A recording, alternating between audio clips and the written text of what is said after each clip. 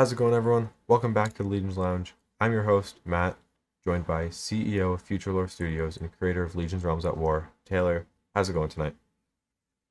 It's going well. It's good to be back again. I know we just got off a very successful Kickstarter, and we had Samuel Graham on the last episode talking about the Kickstarter and Empires on the Rise, and we got a great content creator's perspective as well as an American's perspective on our Kickstarter, and now we have one of our resident Canadian players on with us today, and a guy who has been working his butt off to make sure that we get into as many stores as possible and the game in front of as many players as possible in our greater Toronto area. Jake, how is it going, man? Going well, going well. Glad to be back on again. So, yeah. I've heard you got some stuff you want to talk about today, maybe, and you're not necessarily a new player with us. You're starting to shift your way into becoming a veteran player with us, but I know this is when you joined into Legion's Realms of War, it was shortly after Frontier's release. So if I'm not mistaken, that means this will be Empires on the Rise will be your first Legion's set release at being part of the community. So if you won't mind, enlighten us on that and your perspective of it, and what you thought of the Kickstarter and the set, and like just being a part of the game to the point now where you're going to be witnessing and being very much a big part of a set release. I mean, I'm really excited. I've been playing TCGs for a while, but I don't quite think that any of them are going to have this quite of a huge effect on changing how the game is played. So that's pretty unique in and of itself. Then there's, this is being really into Legions as I am. Just seeing, even as going all through the spoiler season and with the Kickstarter, seeing just the new cards being revealed and how excited I was and other people were, and just to talk about how it's going to change the meta, because Legions is an eternal format game. There's no rotation. So there's a lot to take in from a player perspective. And I'm super excited. I know in those that last day of the last 24 hours of the Kickstarter, we were, it was looking like we weren't going to breach 55K. Then it shot up to just about 65K. It looked like we were going to get that extra promo exalted. And then I think within the last 4 hours, I was coming home from an LGS, tried to introduce the game Legions to a few people there. And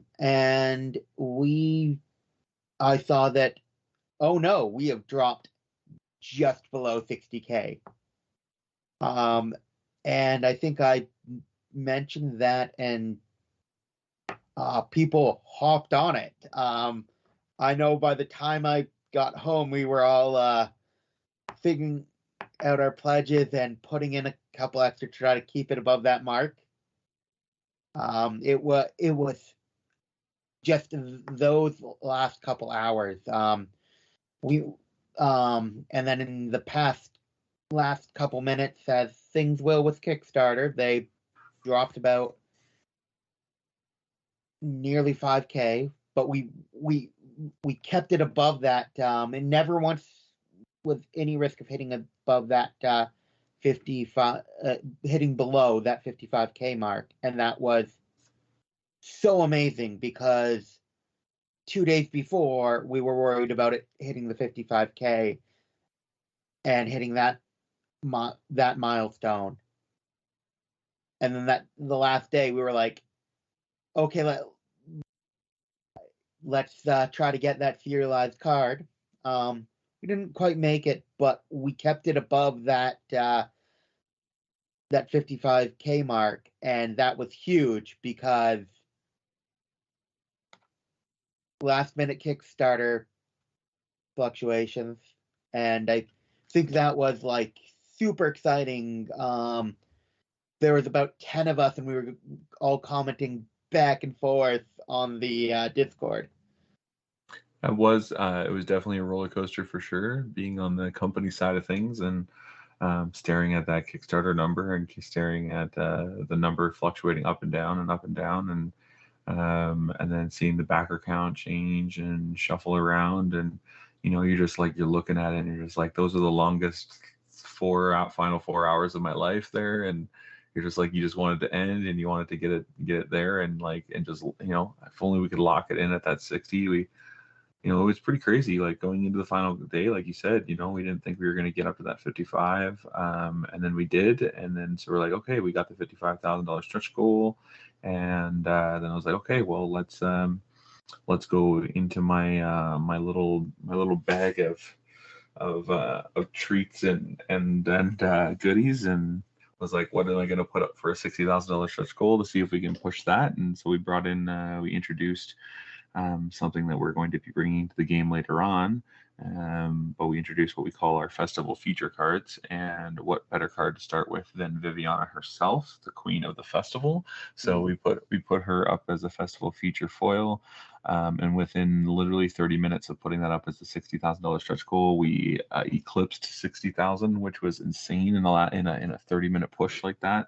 I remember getting home and putting that up there, and then making myself something to eat, and then coming back into my room and witnessing it. It jumped to 60K, and I was like, oh my god, this is crazy.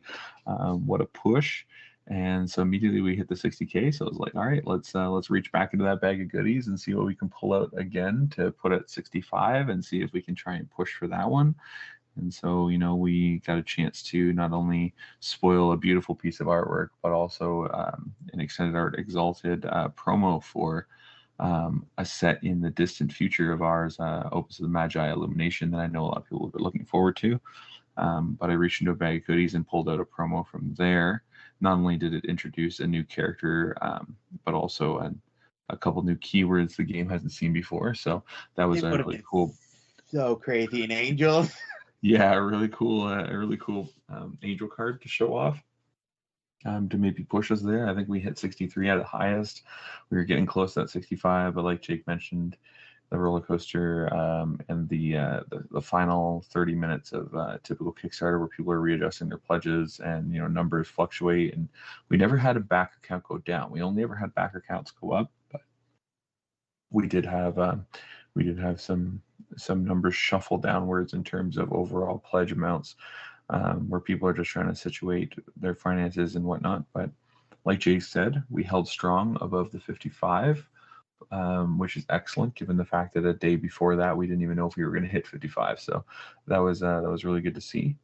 So we completed the Kickstarter at over 55,000 Canadian dollars, which is excellent given the fact that not only because we're a Canadian company, but we have mission successful. Empires on the Rise is going to be coming 2 players, which is excellent. So I know we're excited as a studio. The set's been with me for a very long time, and quite simply, I want it out of my hair, and I want it into players' hands.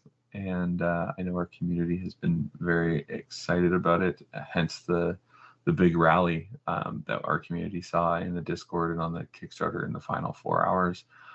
Everyone really pulled it together really well, and I think that our community really started to, they went from individuals to becoming a team, and that was really cool to see. Everybody work together to make this set very much a reality for everybody. So. Oh yeah, it was me. It was like so, just having that line of communication with everybody that constant back and forth. Oh, now it's like this, now it's like that. It was truly something to behold. That went really well, and now we have the new set to look forward to. I'm so hyped for that.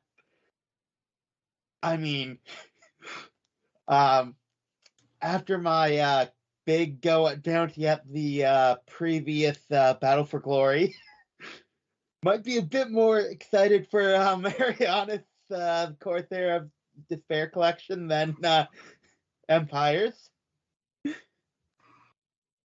I know what I'm playing for the release tournament. Hey, don't we all, you know? Yeah, I think everybody knows.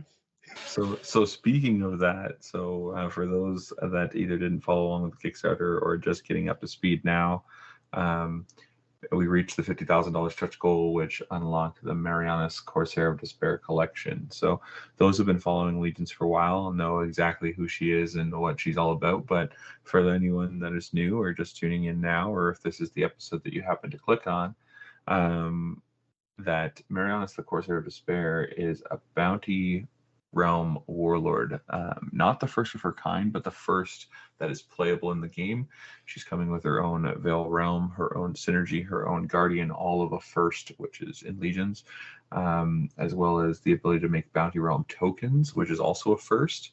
So she's breaking a lot of ground here, and she was intended to come either later in the year or early next year, and we said, hell, why not? Let's give everybody a treat early and bring her in.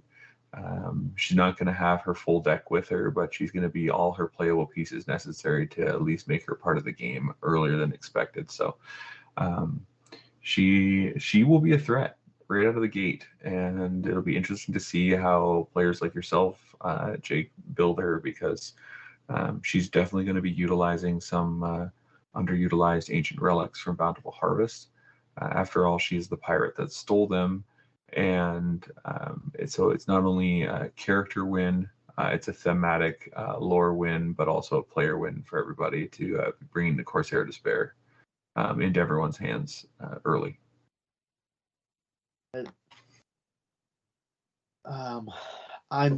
So myself and Ryan, I think, are probably going to be playing Marianas. Do you think there's going to be someone on each of the new decks at the release tournament? Oh, absolutely. I mean, actually, I'm speaking of the release tournament. I haven't gone to one before. I mean, I've gone to pre-releases for other games and launch day stuff, but I have not been to a Legion's release tournament. I know you. So I think you've mentioned where it is, but I don't remember. Yeah, we've held 3 release tournaments so far. Actually 4, I guess, if you count launch day of the actual game itself, when we launched with just the decks, and then we followed it up about a month later with Ravage Lands release, and then of course subsequently March of 2022 we released Bountiful Harvest, which we had a release event. So all 3 of those events took place at Nerds. And then for Frontiers, we did a release day mass box openings at Atlas Collectibles in Waterloo for Frontiers, and that was it was in July of last year. And then the following day, on the Saturday, we did a massive release tournament at Nerds Cafe, which is our flagship store. So I know that we're going to be doing something similar. We will be bringing release items directly to Atlas Collectibles, where a large group of our playing community will be meeting and cracking open their cases early on, hopefully a Friday morning if everything works out according to plan.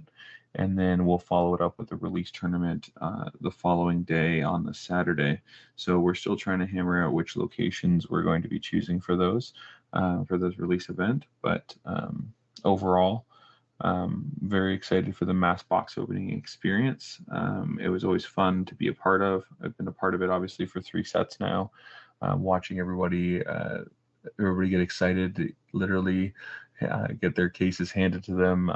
The exact nice come out, or people open it with their keys or whatever it may be, and they get that first chance of cracking open the case and seeing all the boxes inside, and then trying to decide, do they just rip them all open at one time, or do they just purposely hand select a couple and go from there? But that first couple packs, there's nothing really beats that experience. Just getting a chance to physically see the cards in your hand, and then of course, the first big hit. And then at that point, it's a race to see who gets the first big hit. It really is one of those bonding experiences where the community comes together. Everybody is ripping packs open, and then they all get excited for each other when a big hit is pulled. And there's always the voices raised, and everyone has the big one of those big wow moments. So those are always exciting, and honestly, it's my favorite part of the game creating experience is witnessing people's first reactions to opening up a brand new set. That is what I do this for. So. Yeah. Now, I mean, I'm not going to make it down there for the release date, but I will be there for the tournament. Oh, we know you will, and we expect you down there for the release tournament because we need you to rep Marianas. I'm gonna guarantee I'm gonna get top 8. Gonna try to go for first place. We'll see what happens. I've been planning this deck out since for a bit. You mentioned the bounty hunter cards. Yes. They're bounty realm cards. You said we're not finding out more until we open them. Correct. So the Empires on the Rise, we wanted to put in some Kickstarter exclusive items into the set. For those that have been following us for a while or understand Empires and how it's structured, Empires on the Rise booster set does not have bounty realm cards within the set itself. The set was designed to support all 8 legions and not the bounty realm, since we had an extensive amount of bounty in the past 2 sets. So, however, it does see the reprints of the campaign, season 1 campaign cards, which were all bounty. Those that couldn't manage to come out to campaign events or didn't have a store near them that was hosting Legion's campaign events. We wanted to make sure that those cards were available to everybody. So they're going to be printed in Empires as special bonus cards, just in non-foil though. But we wanted to have some sort of Kickstarter exclusive item within the boxes, and that's why we opted to do the 3 bounty hunter cards. They will be extended art, full foil rares. There are 3 of them to collect. Because they're rares, you can play them in play sets of 3. You will find 3 of them per booster box. So in 3 booster boxes, you should theoretically get all copies of them that you would want or need to play with. But they are only going to be available in the Kickstarter version of Empires on the Rise. And they, all I can say is, because we're not spoiling them before, we want to make sure people can get that opening experience of the cards that were special and kind of put into the boxes. But I can say that all 3 of them are warriors. They are bounty realm warriors, and they are all bounty hunter cards. They all work together as a team, and I think that's pretty symbolic of how the team has come together to help make this set a possibility, and how the community has come together to help make this set a possibility.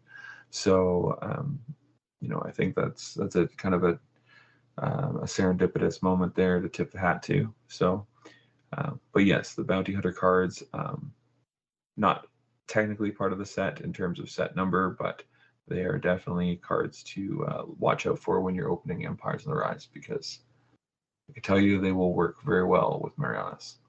So I'm actually planning on streaming for the first time because I won't be able to be there in person. I know a few other people were also planning on streaming their box openings around the same time. I'm thinking about it as well, to be honest. Sounds like a fun idea. Yeah, I mean, I need to actually start the channel and stuff, but I'm planning on doing probably Twitch or something. But I'm also hoping a bunch of us can, those of us who can't make it to Atlas in person for the launch party, can stream it through Discord or online together. That'd be, I know. I was planning on doing it. There was a few other people. I know my sister was planning on seeing if we could get a group streaming in the Discord as well. Any chance of the launch party being streamed? Yeah, we could set that up. It will be I'll work with Ryan to make sure that we can try and get that arranged. I know that so far it's been kind of a tradition at our flagship store, Nerds Cafe, that we have usually the night before the actual launch party or release party, usually the Thursday night before the Friday release, we usually do an exclusive stream through Nerds' Twitch. And we have a lot of people there, or a lot of people tune in to watch that. Usually it's just myself, some members of our testing team, and the shop owner and one of their employees. And we usually just do a live Twitch stream of box openings as the first boxes opened before the actual, on the night before the release event, for people who are looking for maybe certain singles, or they want to see how the cards present or whatever. I know that Nerds itself has sold quite a few singles on the actual night before the release, just so that people could ensure that they were getting the cards that they really needed. I remember most recently with the Frontiers. I think was it Frontiers, or no? It was. I remember the Bountiful Harvest Open specifically when we did the live stream for that the night before. It took Nerds. I think it took them 4 or 5 cases of Bountiful Harvest to open a Serenissata. And I'm not going to lie, we set a timer. As soon as the Serenissata was open, there's a 5-second delay on this Twitch stream. We set a timer right after that 5 seconds. And within 15 seconds, the phone rang.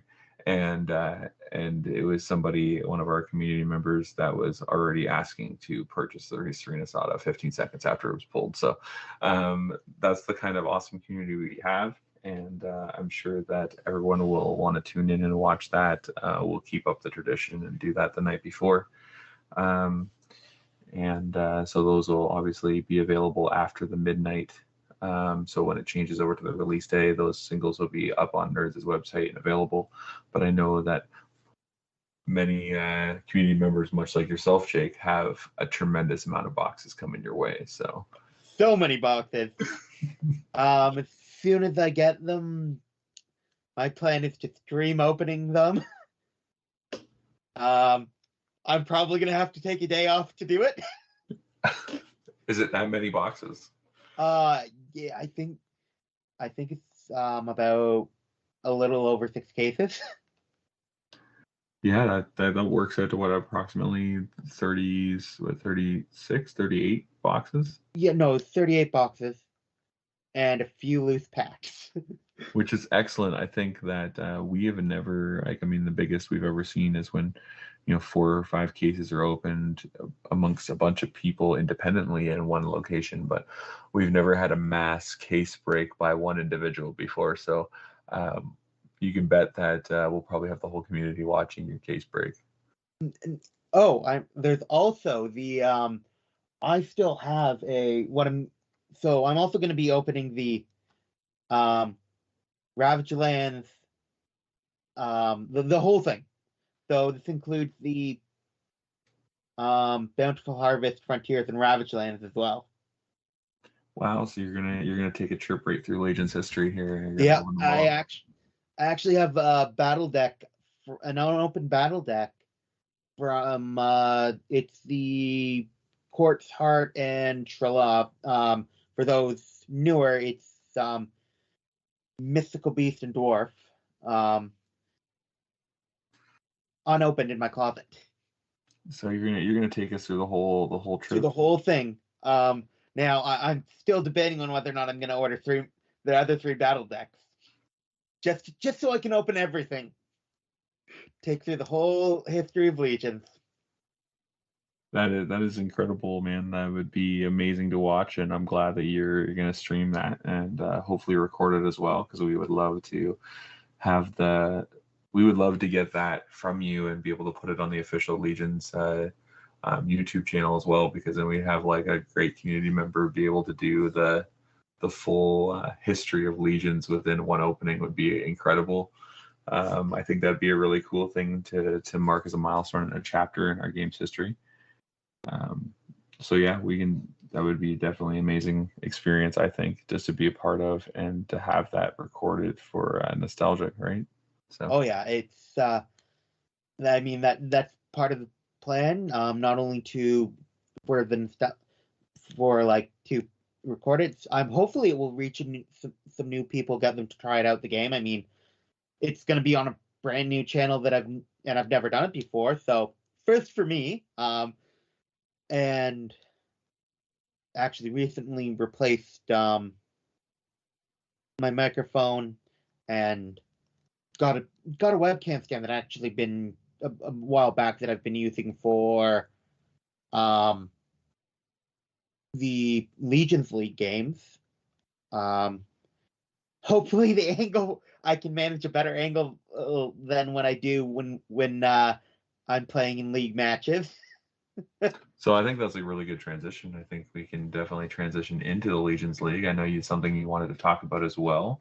So walk us through that, Jake. What do you, how do you feel about the Legions League? I'm sure it's great for a player like yourself who is working on trying to build communities in your location, but being able to play with some of the more distant communities and tournament members in our other pockets and other communities from other stores.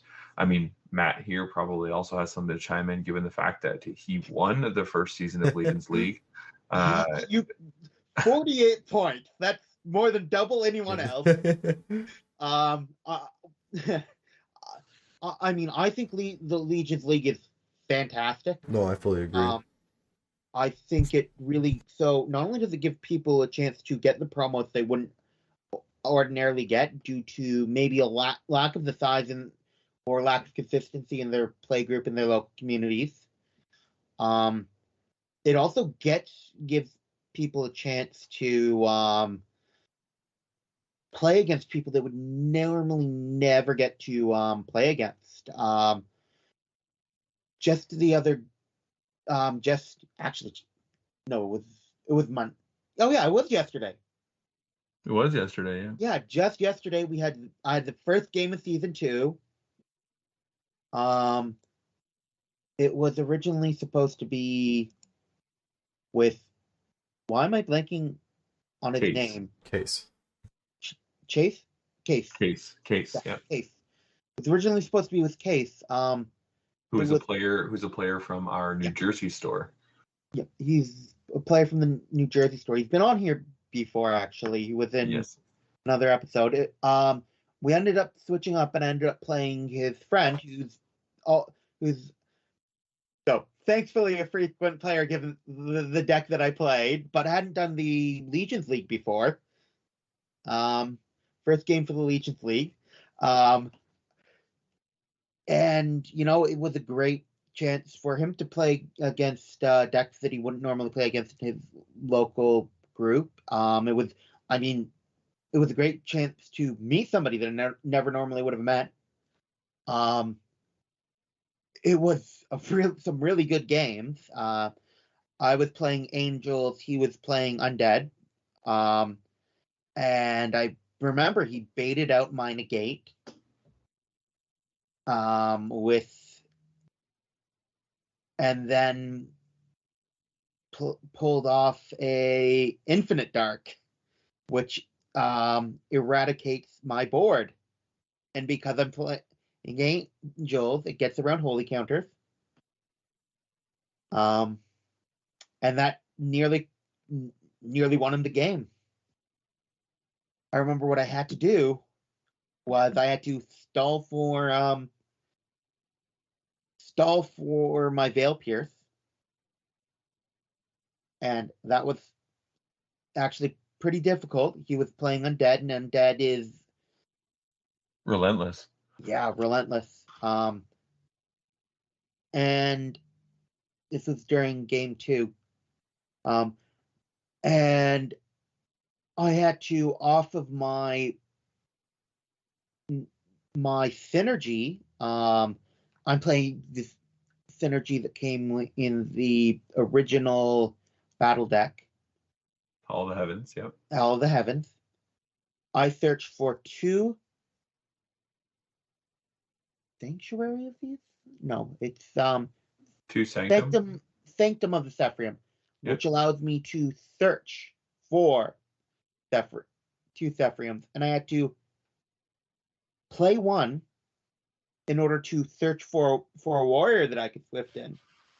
Then I had to use my with another Thefrium card, put into the deck, add a holy counter. Benevolence. I had to put my cat. Sorry, Benevolence.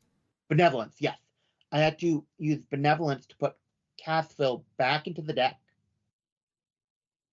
To do that, I had to first swift in. Priscilla. No, not Priscilla. Decedel. Decedil. Yes, swift in Decedil.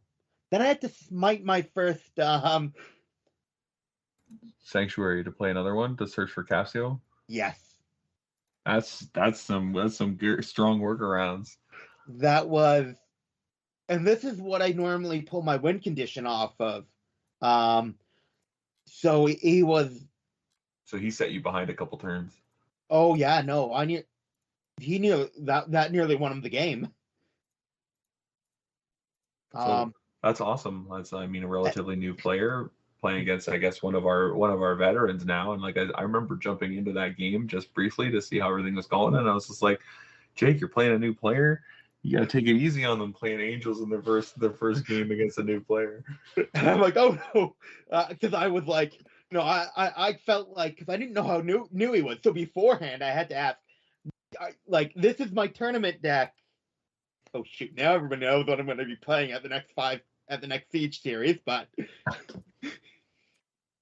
it was either going to be that or Bounty. Are you sure you want, like, how new are you? Because I don't want to be playing this against somebody who's really new. It's not going to be fun if you're really new. That's so fair. No, turns out but no, it was a great game. I don't think it really would have happened locally, because even though he based his deck off of a winning deck list, it was still fairly different. Because I guess he doesn't go up against quite the same decks in his local play group. So I think that's another something. And I also know a lot of people try out some of their more experimental decks in the Legions League. Yeah, I think that's something that's been really a big positive for the Legions League. Our online webcam-based tournaments through our Discord. For those that are a member of our Discord, feel free to sign up in a Legions League sign-up server or sign-up channel on the server. That is free to sign up and free to play. And at the end of the 3.5-4 month period of a season, here at Future Studios, we send out all the prizing support free. So the whole premise, the whole concept, everything behind it is free. We want to make sure we get players playing, growing those communities. But like Jake was saying, those local communities, they see, those who are listening to the podcast that are experienced card players, even those that are new. Typically local communities develop a meta game. They develop a certain players know what each other play and stuff like that. But the Legions League kind of opens that up. It uses the internet, uses the webcam to reach players and communities that you wouldn't normally reach. So it's really cool to have members from Canada playing against members from the United States, and at any time at your own leisure, and then you just record your wins and losses, and it registers in our system. So it's something that's really cool.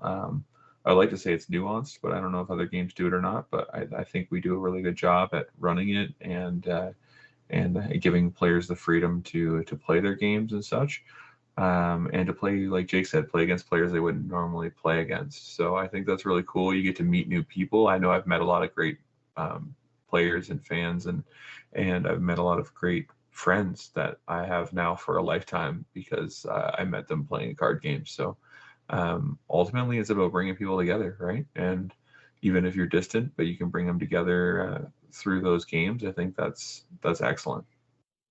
Yeah, I remember. So I'm so excited to have just squeezed into third. I think I beat out Hunter by about 3 points.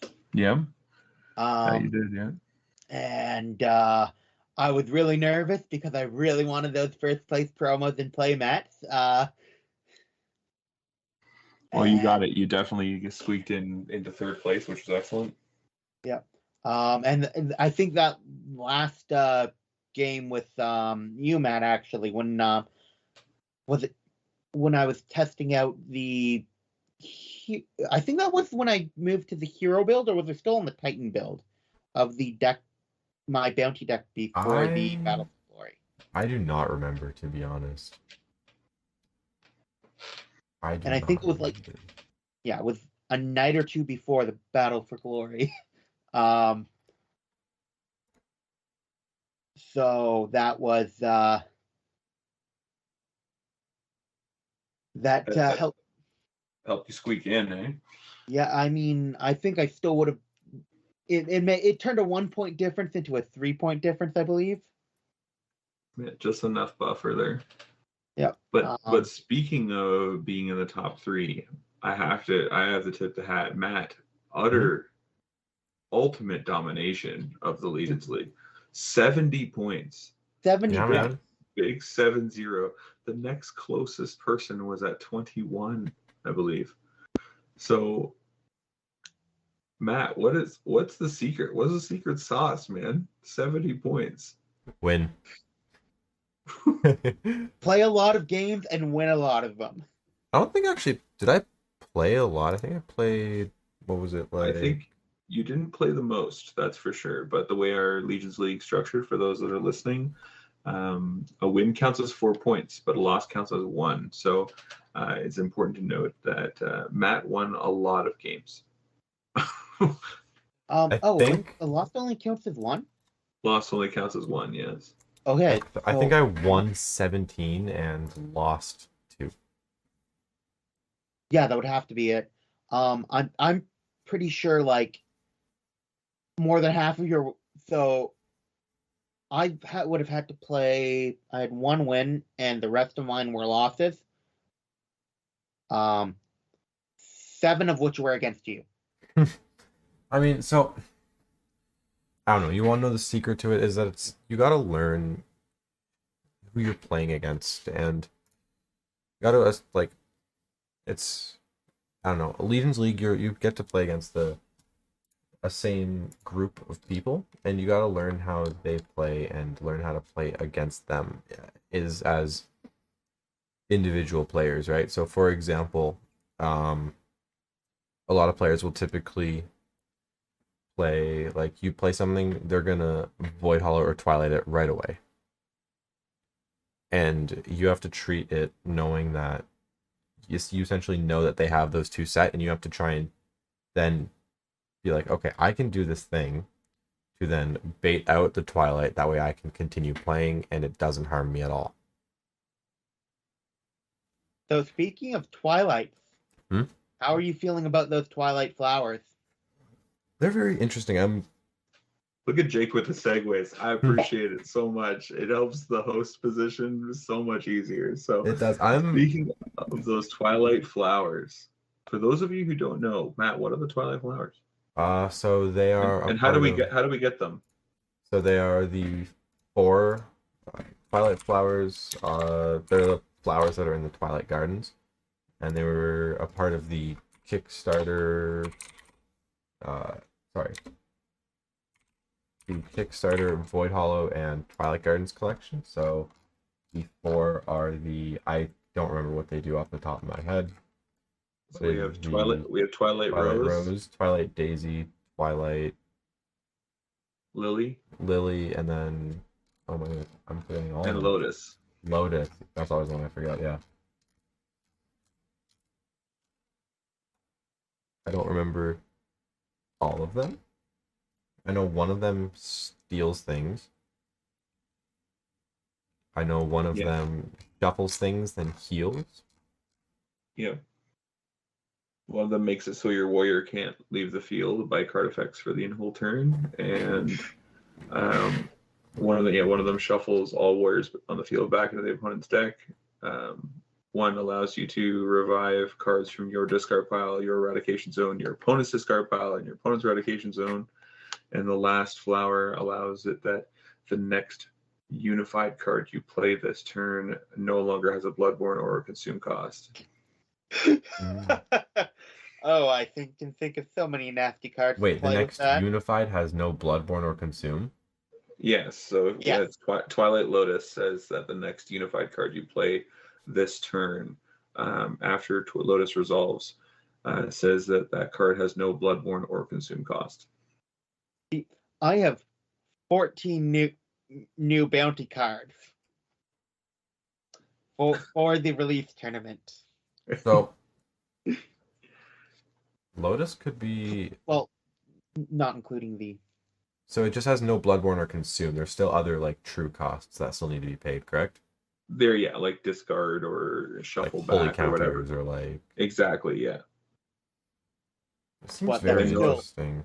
I know that one member of our community was very keen on using or wanting to use Twilight Lotus and then follow it up with a free costed End of Days.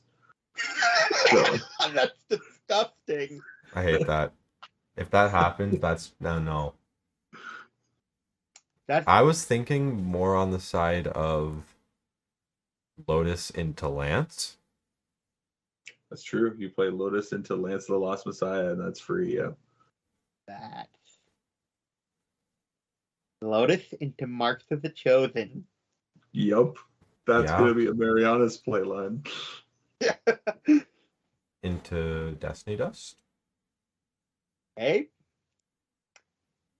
You know, Eyes of might as well Obsidian, that's you know. myself. I mean, Get all my warriors out. fair enough. It's true, because you can, yeah. Then you can use a Twilight Rose, which is the one that revives from both players' discards and both players' eradication zones back to the side of the field. Gives them fodder for an ancient relic Sword of Sacrifice. Mariana's has got some tools in her toolbox. You're giving away my playline. I got a small question. So, sorry, this is entirely off topic, but just speaking of discard and eradication zone, how does Ethelheim deal with the eradication zone? Like, does she have workarounds for it, or if something's in the eradication zone, it's just gone? Well, this has turned into a full Empires discussion here. So, for those of you who are listening that don't know what Ethelheim is, Ethelheim, the strong arm alewife, is the new dwarf warlord coming in Empires on the Rise. Her entire deck strategy is built around producing ale counters via her alehouse drinks. Basically, her dwarves become intoxicated, and she reveals cards off the top of her deck. Similar to continuing to pour drinks. And her strategy is to either shuffle cards away or remove them off the field, hence removing them or kicking them out of her alehouse, so that she can swing through for an intoxicated amount of damage. So, to answer Matt's question, Ethelheim, unlike a lot of the other warlords and Empires in the Rise, her deck does not function out of the eradication zone.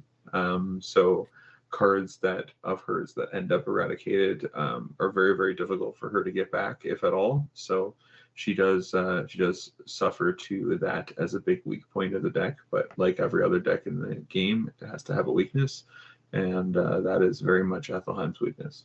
No Ladanza. No Ladanza. I guess she gets around it by having Mist from the Fata Morgana. I don't think you're gonna run Mist. I don't know. We might. Also, you know what card I want to work well in Ethelheim, but it's never going to work? What's that? It's a dwarf card. The Clasp Mine. Yeah, that's... Yeah. That's a funny card. I love it so much.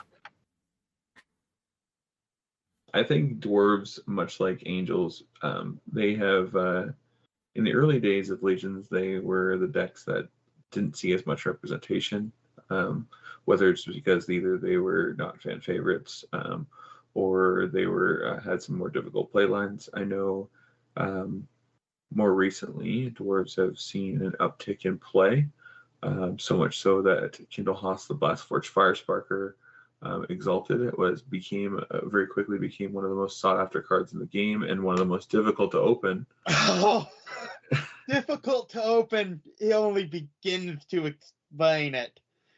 I was searching for months, and then I brought and then randomly, from one of the extra battle decks that I purchased from the for my collection, I had 2 packs out of it. So I brought them with me to one of the LGSs for a game night there. So I opened the pack while I was out. And then I start flipping through it, not really seeing much. So the battle decks come with 2 Ravage Lands booster packs. I think they're one of the few ways to actually get Ravage Lands boosters now. Yep. Yeah. I know I've pulled. So, and then I open it, and so I pass it by, and then I go back. I'm like, oh, this card is upside down. I flip it over, and I let out the largest holy, and then so obviously people look at me, and I'm like, I just pulled the last card that I needed for my master set. So once again, Jake crushing it here with small segues. Master sets. Let's talk about master sets briefly here while we continue on with this dwarf conversation. But the master sets here, Jake is a master set holder of not only Ravage Lands but also Bountiful Harvest and of Frontiers. And I also have a playset of everything from the battle decks. So and I'm working on getting a master set of all the promos too. So he is not just a master set holder for 3 different sets and the battle decks. He is what we're going to be calling master class holder. So what is important to note about that is that as Empires on the Rise is going into our print, along with the additional promos that we print with every set that we can use in prizing and campaign promos all along the year to come, we are also printing for the first time master set collector cards and master class collector cards. So Jake here in this conversation with us right now will be one of the lucky few that have worked really hard and supporting the game and have worked really hard to set collect. And we think that that's a dying breed and a dying thing in games. So we definitely want to produce these special limited edition promo cards that are given out to only the select few individuals that do the legwork and rare hunt and master class and master set collect. So we do have special master set collector cards coming, one for each set that you master set collect. So Jake will be receiving a master set collector card for Ravage Lands, for Bountiful Harvest, for Frontiers. And if he does set collect all of Empires, there's also a master set collector Empires card as well. But for our year 1, our introductory year of the first 3 sets, Ravage Lands, Bountiful Harvest, and Frontiers, there he will also be awarded a master class collector card for having achieved the status of unlocking all 3 master sets. Nice. Now, I should be. Statistically, I'm likely to open the master set on stream. Statistically. Statistics don't always line up with reality. Because I am also likely to end up opening 2 of the same Exalted. Might be slightly less likely than opening every different one, but it'll happen. It happens. So, my goal is to, on launch day, trade for the rest of the cards with the plethora of doubles that I'll have. And yes, I had to use that word. That's okay. When am I going to be able to use plethora? Plethora. When am I going to be able to use that realistically? It's true. I think that release day is always great for that, specifically with our community that's not only very kind but very helpful. Everybody's on the hunt for specific cards that they want and need. In Jake's case, he wants them all. He's got that Pokemon mentality of got to catch them all. Gotta catch them all. So I know that there's going to be certain individuals. I know Matt is going to be hunting for certain cards himself. Correct. So There's so too it's a many I matter. want to build, though, man. So yeah, it's a matter of a shuffle game, and Jake's going to have a large collection opened, and for any of a few cards that will probably end up evading him in the beginning, he'll be able to pick up probably pretty easy. I mean, hopefully I'll open an Elysian. Hopefully I'll open everything. But that doesn't normally happen. My pull luck tends to skew one way or the other. From that same set of four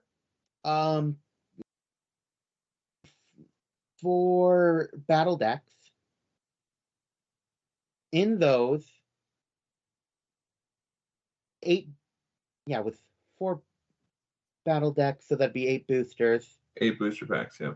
Yeah, I opened 7 of them.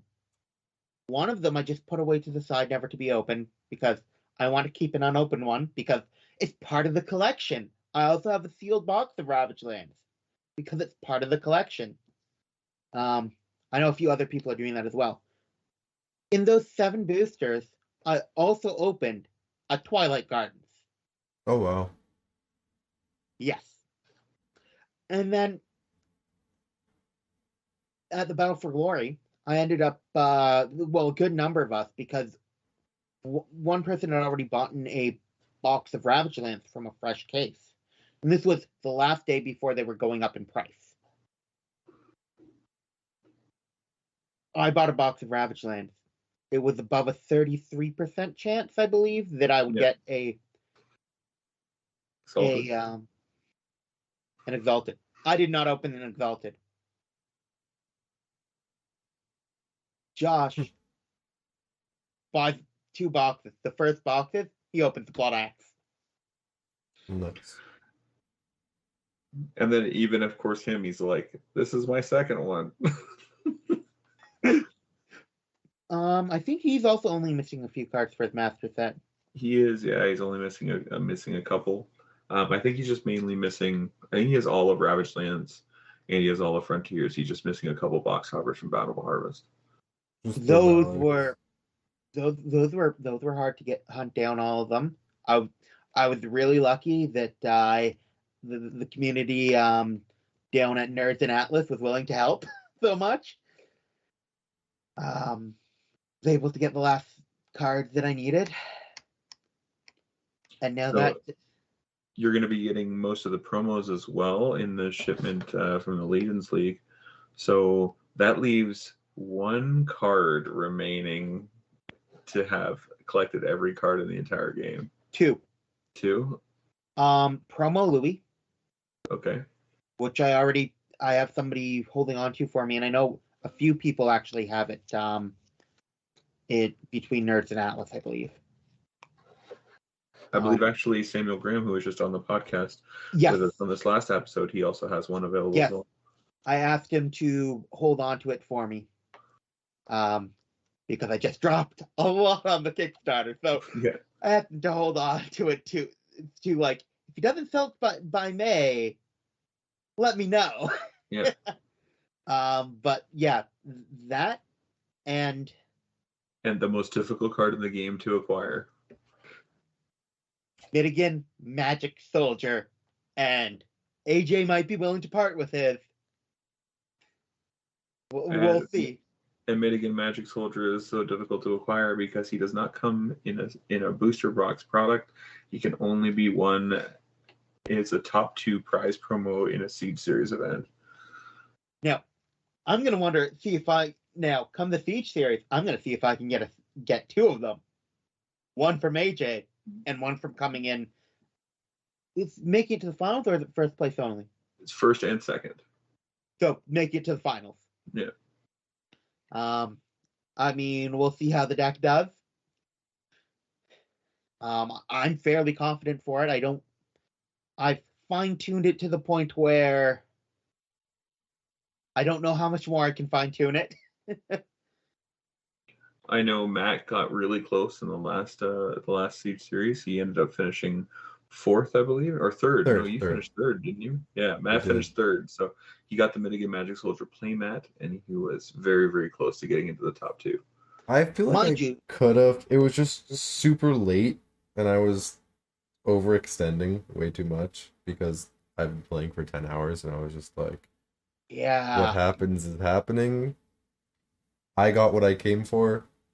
The rest doesn't matter to me. I mean, that does happen. Um, I know that I have long bus ride down there. I mean, still easier to get to than Woodstock, even though Woodstock is technically closer, I think.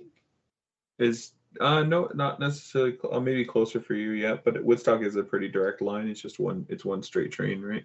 Yeah, Woodstock's just a train, but it's but just actually it's pretty much um just a well, I because of the I'm not going to get into transit issues with the Toronto area, but it's suffice to say because of how early I leave, and I don't want to spend an extra 2 hours on what would normally be a 45-minute subway thing. I just take a cab or an Uber to the go bus station because it's easier that way. But it does make for a long day for you as well, coming from out of town. Yeah, it's a pretty long day. But what's nice is that I do have the ability to actually play and to not worry about and you like the community's been so great with helping me get to the train station or like if I'm making it path into the top 8, offering me a ride to whatever the next go bus station will be, which is like it says a lot about our the people that we play the game with that they're always so willing to help out. Um, yeah, so but it does make for a long day. I know I once it starts to hit 7 o'clock, I tend to start making those play mistakes. Well, For and me, it's sorry. always. Oh, go for it, man. I was gonna say for me, like, especially in the Siege series, I only really started like I think I messed up more on the which would that be the second final game, I believe? The one where I played AJ, which would probably be what would that be around 8 p.m. or something? About there, roughly. Yeah, so that would have been what, round 7? Round 7, yeah. And you know, I was playing against AJ, so there's that mental block as well as just the As I'm he is the one very that yeah. as he is the one that's won 2 5Ks already. Yeah. And I was like, all right, I am very tired. I Hopefully, come May, I'll be able to get the card off AJ and the card off Kitchen Table TCG and have everything. But sorry, I cut you off there. no, you're good, you're good. But I was tired. I was like, all right, this is AJ, Oh and yeah, I know it's a good matchup. I just am too tired. I think part of the reason I think that's how he gets some people too, right? Like No, exactly. he's an excellent player. He works his way through the the rounds of Swiss, but then I think he counts on the fact that he can just stay more alert longer than other people when you get into the top games because I think he just tries to capitalize on people's mistakes as they get tired. Yeah, which is honestly a good idea. I mean, so I was playing orcs and I had all 3 oozes in the bin and then all 3 lambugs in the bin, which was just not it. yeah. I mean, I'm Actually, I don't think I've ever played a game against AJ. You've managed to dodge him every tournament you've been in. Every tournament. Mind you, I've played against Pat twice in... I've played against Pat 3 times. In both... I've played against Pat both Battle for Glories. One of them twice. I think I played Have you against been him able- twice last at the Nerds Battle for Glory. That was just recently. I think what is it? I played with him in rounds, and then I played with him in top 8 cut again, I think. That was Have- 2 Have you battles. managed? Yeah, have you managed to take a win off of Pat yet, Jake? Not a round win or game match. I would get those two confused. But I've managed to take I've managed to get a tie out of him. That was with my bounty deck that had the hero warlord and synergy. And that was off of Fearless Archer Dazzling Sunrise. And it was getting late in the day for me. I had to catch a 6:50 to 6:30 train. And I had been playing, and I had not realizing the exact amount of health his warlord had, thinking he had more health than thinking Sharn had more health left. Trying to figure out something when I had the Sunrise in my hand. So what Fearless Archer Dazzling Sunrise does is it has Swift, which is consume 5, which is you have a pool of something called alchemy points. They're very limited. You can't regain them like you can with health. And so you can Swift her in, not having to use a conscript. And she has an ability called Snapshot. Deals 3 damage to the opponent's warlord. I spent like 5-10 minutes drawing and playing cards while I had that in my hand. And then thinking, I'm going to have to just play stuff and hope for the best. I Swift her in, dealing the damage. And only just realized, oh wait, did I just steal you lethal? Yeah, I remember watching. I was judging that event, and Pat was like looking, and he's like, "Does he not play Archer?" And then when you played Dazzling Sunrise, and you played it on the field, and you're like, "All right, snapshot," and Pat's like, "Yeah, man, you got the win," and you were like, "Oh, really?" Yeah, that was because I was trying to be like, okay, I need to have something to bounce this snapshot to bounce the Archer back to my hand to deal an extra 2 or 3 more times. But no, I pulled off some crazy plays with that deck. You did. The first and probably the only time we are ever going to see someone win by battle or by attacking with an Eckertech, the Wandering Warlock. That's a card that is used 99.9999% as a defensive card. But no, we watched it on a live stream where Jake plays it and equips it with a bunch of equipment to make it stronger and attack for game with a defensive card. But it wasn't just that. I was attacking and bouncing it back before attacking with it again. And the best part is you won with a defensive card against probably one of the most aggressive decks in the game, which is the ironic part. You ended up beating Titans with it. Yeah. Nice. I think the only deck more aggressive than that would be Orcs. Yeah. Which Matt knows all too well, coming 3rd place with the Orc deck. So I love orcs. They're so fun. But I know Matt most recently jumped ship to a different legion. Burnforge. I love Burnforge, man. So what is Burnforge, Matt? So it's this niche of Blastforge where there's a few subset Blastforge cards which are dealing effect damage primarily. Born of Blastforge Fire is Bloodborne 15. Bloodborne 10, sorry, discard 2 Blastforge cards, additional cost. And you deal 15 damage to their opponent, and you cannot attack or previously have attacked with Dwarf Warriors the turn that you activated. So it's an interesting card.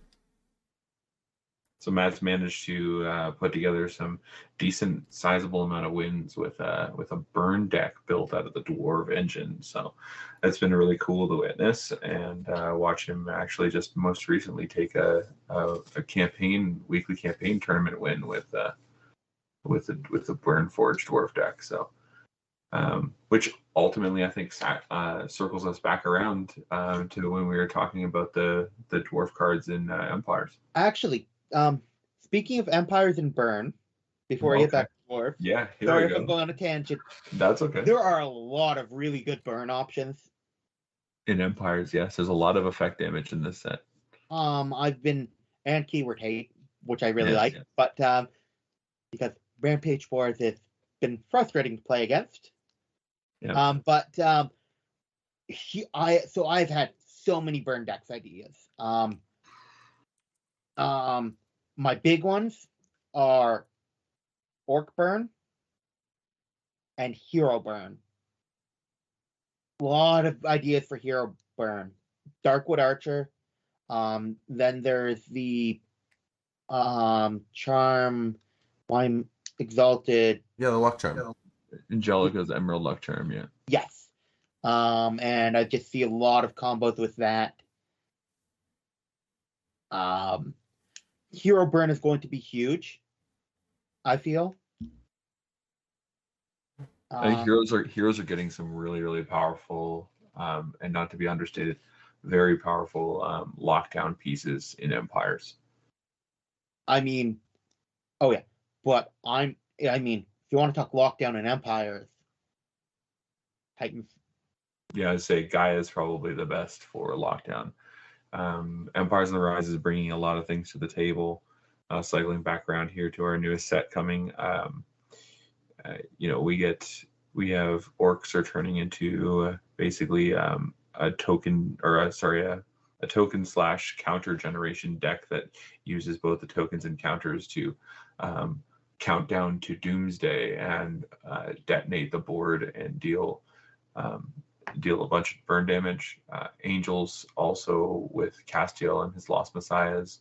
The angels that instead of using holy counters to protect their things, they use holy counters as a burn weapon for effect damage as well. And then of course, like Jake was referring to, Heroes getting a whole deck based on dice roll mechanics, and now the dice roll cards use burn effect damage based on results rolled. So we're going to have some really cool interesting play lines. And then of course, for the first time ever in Legions, Gaia, the Earth's Unstoppable Ambition, which is the new Titan Warlord, and her deck, the Unstoppables, are all elemental Titans. And for the first time in Legions, we are bringing a fatigue deck to the game.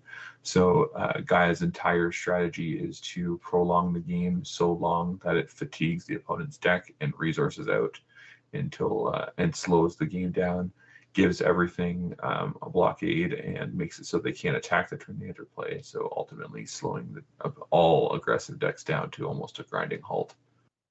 I mean, one bounty card that I think is going to be key in Gaia is, and even though it's going to be expensive, both Bloodborne and Consume, Ancient Relic Greaves of Gallantry. Wait, no. That's the wrong. I think it's the wrong one. Greaves are the ones that allow you to attack directly. Greaves are the ones that. Okay.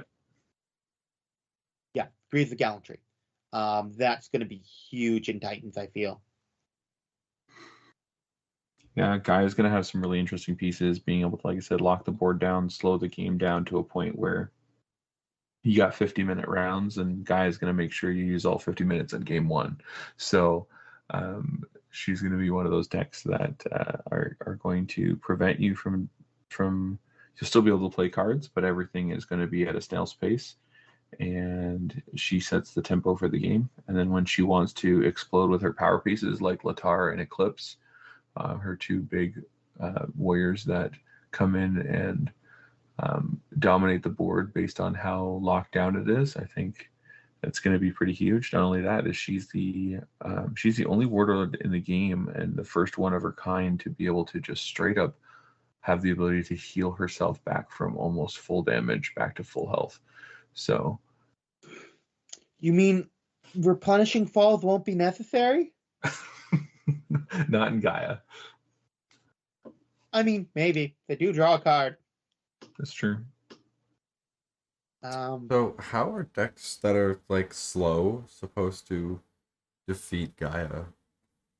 They don't. Well, it's interesting because the what we would consider the slower decks from this previous meta, Michael and Angels being one of the slower decks. However, I know guys like Pat would disagree and say that you play it a lot faster. But they're typically a slower deck, and Frost Controlled Dwarves are typically a slower deck, and they want to grind it out. Heroes, specifically Fandorians, are heavily defensive, and they want to grind out the game. But the game has not really seen a fatigue deck like Gaia. And to answer your question, Matt, I don't know how those decks are going to navigate through there. That's going to be for our player base to figure out. I think Gaia is definitely going to impact the metagame. Maybe she won't see as much play as some of these flashier, faster-paced warlords, but I think in the hands of a very skilled pilot, Gaia will probably see a couple top tables for sure. Like, especially in like, what's sticking out to me is the Malady matchup. Like, how do you even win that? Malady doesn't. I know Malady, your new favorite deck, but Well, no. But like, there has to be some kind of, like, there would be, in my opinion, it's not proper for a deck to be just overpowered, 100% win all these matchups guaranteed, right? Like, no, I'm for curious. sure. In our design process and in our testing, we try and go with that rock paper scissors mentality. Obviously, there's more than 3 decks, but every deck has their strength, every deck has their weakness, and then every deck basically has a 50-50 split between some of those strengths and weaknesses, right? So Malady specifically as an undead player and the poison that Malady does, she's going to be a stronger or slower and grindier deck, not to the point of fatigue like Malady is, or like Gaia is. Malady is going to be still based on effect damage and shift damage, which I'm not going to lie, is going to be very hard playing against Gaia, where your chip damage is going to be few and far between, given the fact that Gaia is going to be able to lock down your warriors. But at the same time, Gaia also doesn't have a lot of push power. So unlike Prometheus's Titans, which is all push power, so the matchup between Gaia and Malady, at least in our testing pools, were always very interesting, and they gave us the games that went the longest for sure. And it basically comes down to a war of attrition, who can outlast who when it comes to their resources. And ultimately, the one advantage Malady does have, and Undead does have over Gaia, is the fact that Malady has 80 health and Gaia only has 65. So that does come into a factor later on in the game. So speaking of Empire, the one thing that we haven't really talked about is the lore. All right, what do you got? I mean, do we have time for the lore? I mean, we have a little bit of time. What do we got here? So, I mean, there's several things, some of which tie into the next set. I mean, Alistair has been introduced, the Elysian for the set, who is one of the 8 original warlords. Yep. Father of Mortis, Malady, and Madeline. Yes. And Alistair is the first of the 8 original warlords to be showcased. So, and then we have those few lines that you posted in the Legion's lore section about alluding to Masquerade of the Macabre. Yep. And I know we've had a lot of speculations on the other 8, on the other 7 originals. Yep. So, and then there's the whole Civil War aspect, and the countdown cards, the shattered cards, and why do I always Duvok. Fox, yeah. Dustvox, yeah. Dustvox and his creation and Decimea. Yes. Yeah, so Empires is the first set to introduce the concept of the fractured foils, the concept of the countdown cards, all of which is pertaining to the coming of the great evil Decimea. She's the one that appears in the back of every card. And that is the exact reason why Ophidian, the game's first Elysian in Frontiers, is going around and asking her brothers and sisters to help. And Alistair is her first stop as she journeys into Everworld to talk to him. So, wait. So Alistair is talking to Is talking to Ophidian in his flavor text, yes. Ophidian has come to visit Alistair. So the she that he must be referring to, is that another one of his siblings then, or is that Decimea? That's going to be for the community to figure out. No easy answers here. He's talking to Ophidian. Yeah, Ophidian journeys to Everworld to try and convince Alistair to help her in her cause to try and stop Decimea from coming in and fracturing the world more. And she's coming in through using Dustvox. Yes, so she's communicating. Yeah, she's coming through and she's communicating to Duxvox through the ooze as he lays in his deprivation chamber. That's why Duxvox's deprivation chamber is the game's first fractured card, because she's speaking to him through the ooze, and he believes that it's his own mind and his own genius and another personality of his talking to him, when it's in fact Decimea. And little does he know that she's manipulating him and using him as a pawn to manufacture a portal or a veil between the orc world and the shattered world where Decimea is locked. So she's trying to convince him, as a race against time, hence the countdown cards, that she can get them to build or manufacture this veil for her to slip through into this world before all the Elysians rally together to try and stop her.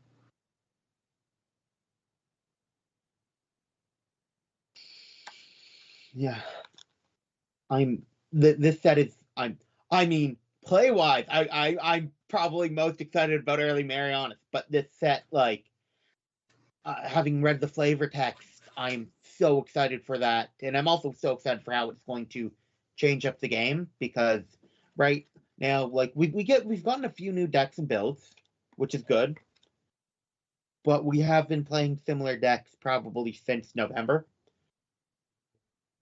Yeah, so it's definitely the set that the game needs. It's the expansion the game needs, and it's the growth it needs, not only for new eyes on the game and new players. It's a new product that we're going to be bringing with us to Gen Con in August, but also just it's a massive card set, and I know we just got approved by we were already with Mint Grading. We just got approved by Kova Grading. They're telling me that their database is going to be up and running for Legions by next week, as well as giving me a discount code for all people who want to grade Legions cards with Kova. As well as I just got confirmation today from the CEO of Beckett that we are 100% being put into their database, and they're already in the process of doing that now. We already shipped out samples this morning down to them to get graded by the first cards to be graded, or first Legions cards to be graded by BGS Beckett Grading. So that is an awesome thing to have in the process as well. So with that, we had to make sure that we had the database up to date. And looking at the database, we are over 1,100 cards in the game on the release of Empires on the Rise. So it is great to have a card pool that eclipses 1,000. It's not a crazy number when you compare it to 30 years of Magic, but it's excellent when you compare it to all the other indie TCGs.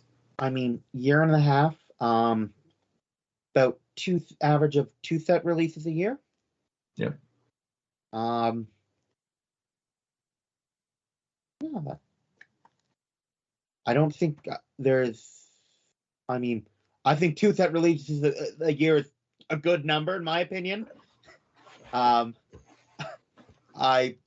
mean, some games you get set fatigue. Yep. So yeah, no, that's. I mean, for an indie TCG, that's huge. Yeah, I know that a lot of games when they release, I'm seeing a lot of the Kickstarter games come out with 150, 160, 170 cards. So when we took the Kickstarter with Empires on the Rise at 328, I'm pretty sure that number was daunting to some, but it just shows how much effort and work that we put in the design studio, that our art team puts in to make all these beautiful pieces for these cards, and what our testing team goes through, the rigorous amount of work that they do to test that many cards at any given time. And like Jake mentioned earlier on the podcast, we are an eternal format game. So every set release, every big card pool to come out gets exponentially harder to test and exponentially harder to work with, because the set pool just the card pool just continues to compound.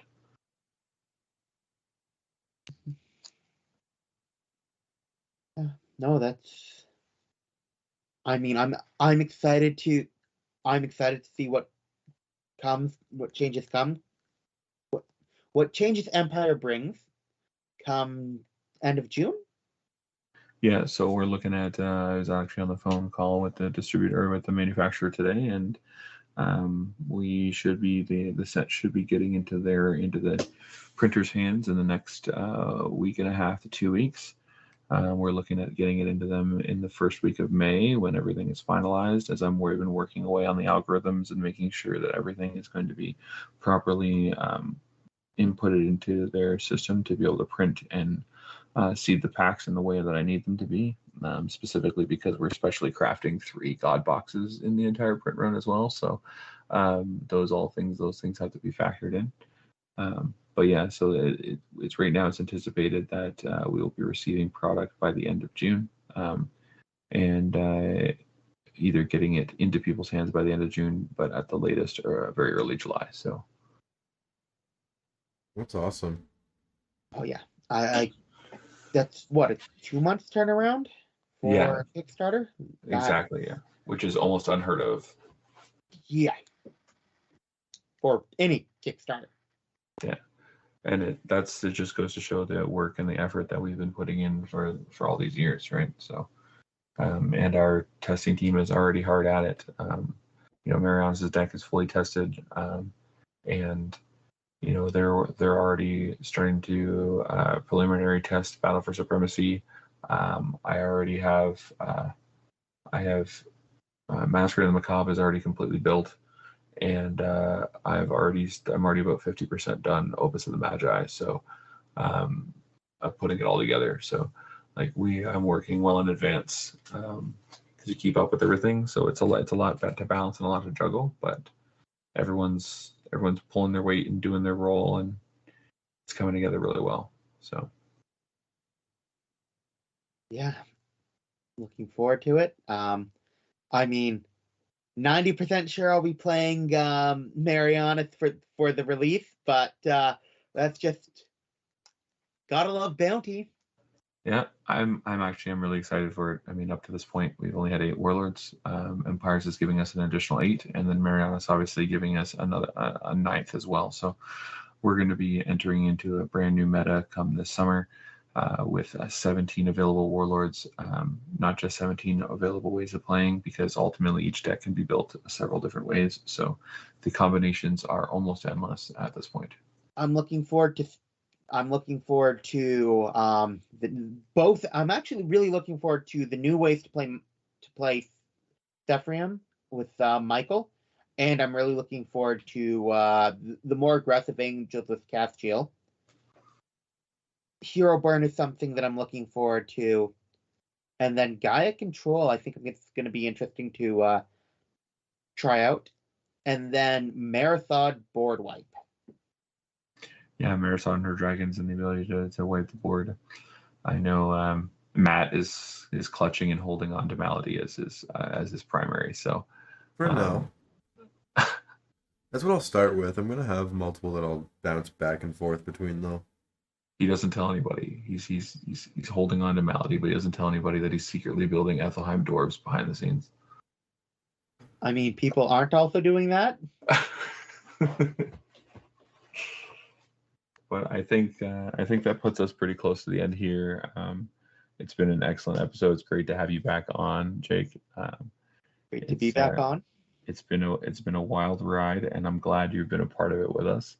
I very much from the bottom of my heart appreciate your all your backs, the 38 booster boxes that you pledged for. You've always been a great contributing member of the community ever since I met you at Fan Expo last August. So I think it's excellent to have you on board, and for all the work that you do to try and help grow and expand the game is very much appreciated. And I know you just see the tip of the iceberg having you on here to talk about the game that you're so passionate about. But we look forward to continue working with you as we continue to grow on this little island of Ontario. I mean, I'm glad to have been of any help. I truly enjoy the game and really wanted to see it grow. So let's push forward. Yep, onwards and upwards, like we like to say in the studio. Matt, do you have anything else that you'd like to add, good sir? I don't believe so. I think it was a great episode, though. We didn't hear much from Matt today, but he's had a very busy week, and so he's so graciously jumped in to make sure that we have a good episode this week. But just because you didn't hear much of him on this one, that's okay. And Jake is a very excited individual, and I can talk to Jake for hours anyways. So Exactly. we appreciate you being here, Matt, as always, being the host of the show and helping us continue to produce this awesome podcast that continues to include the community. So Anytime at all, man. you guys will definitely be hearing more of Matt in the future episodes when we don't catch him at such a late time of recording. So we do record do record these in the late in the evenings to make sure they come out early mornings, ironically, for everybody else. So but I think, Jake, is there anything else that you'd like to add? Not that I can think of. I feel like a lot has already been said. All right, great. Lastly, I just want to mention a big thank you to everyone who backed the Kickstarter, have been supporting us, and have been cheering us on from the sidelines and being a part of the community. Listening to the Legions Lounge podcast that can now be found in our own playlist and all episodes on our official Legions Realms at War YouTube channel. So I appreciate you guys listening and tuning in. If you haven't listened to any of the previous episodes and this is the first one you're watching, feel free to go back and listen to them right from the beginning. There's a lot of great information from there about design, the lore, the game, and etc. Matt has been with me all along and will continue to be with me on this journey through it. Jake has already been featured on the podcast, so it's great to have him back.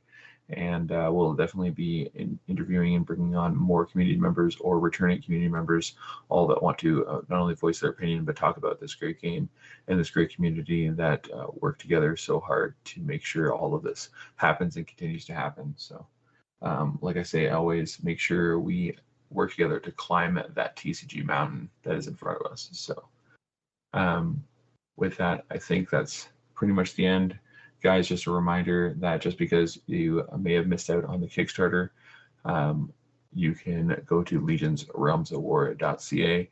We do have an online marketplace and store that has our Legions t-shirt swag, as well as all of our past and products and product releases. And also it includes pre-orders for Empires on the Rise is now available on our Legion store as well. So if you missed out on the Kickstarter, you can still get access to some Kickstarter boxes via the pre-order on our website. So, Great. Well, with that, I think that's a good place to end it there. Well, until next time, guys. Until next time. Have a good rest of your day. Have a good one. Bye, y'all.